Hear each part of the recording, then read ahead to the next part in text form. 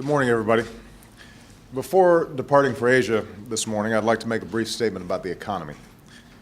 Over the past 10 months, we've taken a number of bold steps to break the back of this recession.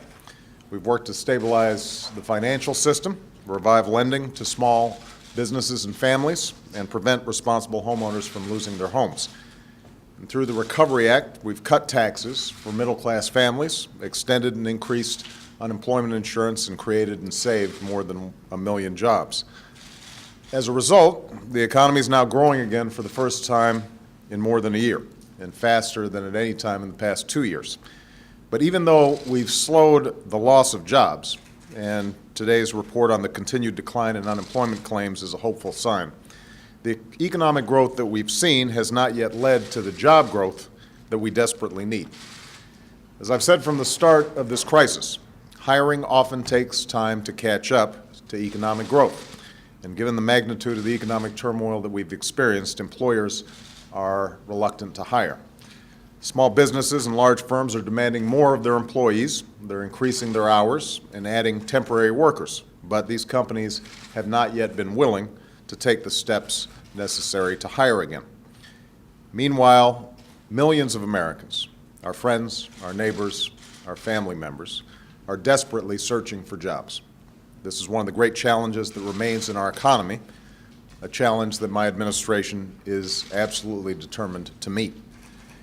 We all know that there are limits to what government can and should do, even during such difficult times.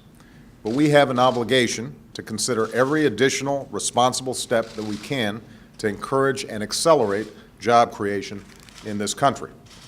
And that's why in December, we'll be holding a forum at the White House on jobs and economic growth.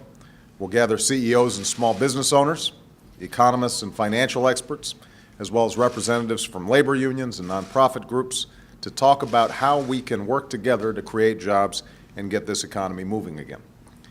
It's important that we don't make any ill-considered decisions, even with the best of intentions, particularly at a time when our resources are so limited.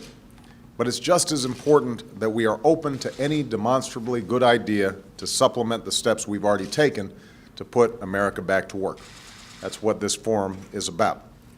In the coming days, I'll also be meeting with leaders abroad to discuss a strategy for growth that is both balanced and broadly shared.